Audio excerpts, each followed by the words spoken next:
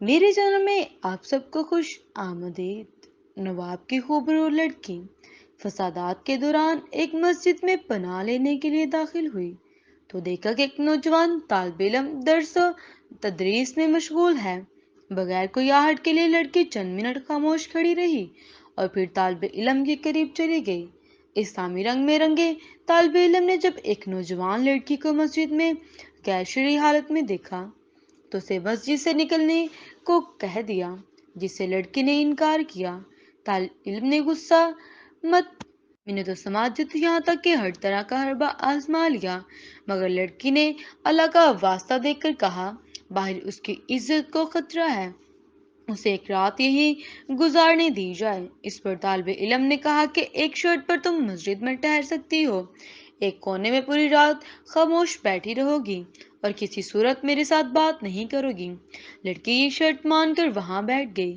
پھر نوجوان طالب علم ہر تھوڑی دیر کے بعد اپنی ایک انگلی پر آگ رکھتا اور پھر وہ سسکیاں لے کر ہٹا دیتا۔ لڑکی رات بھر یہ تماشا دیکھتی رہی مگر کچھ کہنے سے قاصر تھی۔ خدا خدا کر کے صبح ہوئی تو لڑکا اذان دینے اٹھا اور لڑکی سے کہا کہ اب مسجد سے نکل جاؤ کیونکہ نمازی نماز ادا کرنے آنے والے ہوں گے، تاکہ کوئی بدگمانی نہ کرے۔ لڑکی نے کہا کہ ٹھیک ہے، مگر مجھے ایک بات بتا دیں، رات بھر آپ وقفے وقفے سے اپنی انگلی آگ پر کیوں رکھتے تھے؟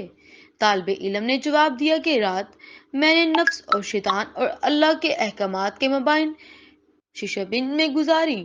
جب کبھی شیطان کا غلبہ ہوتا تو میری خواہش ابھرتی کہ اکیلی لڑکی ہے، اپنی خواہش کی تکمیل کر لوں، مگر جب دوستوں کا عذاب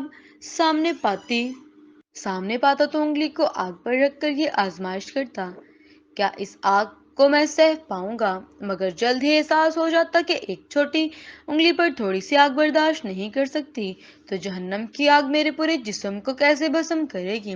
وقت گزرتا گیا اور نوابزادی کے لیے امیر سے امیر شخصیات کے رشتے آنے لگے، مگر وہ ہر رشتہ ٹھکراتی رہی۔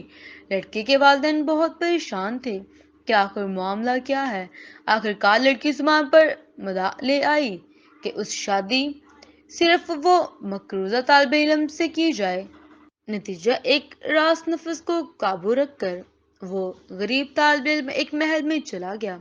اگر ہم پوری زندگی اللہ اور اس کے رسول کی طریقوں پر گزاریں تو خالق کائنات ہمیں جنت کے محلات میں کیا مقام دیں گے۔ اللہ حافظ۔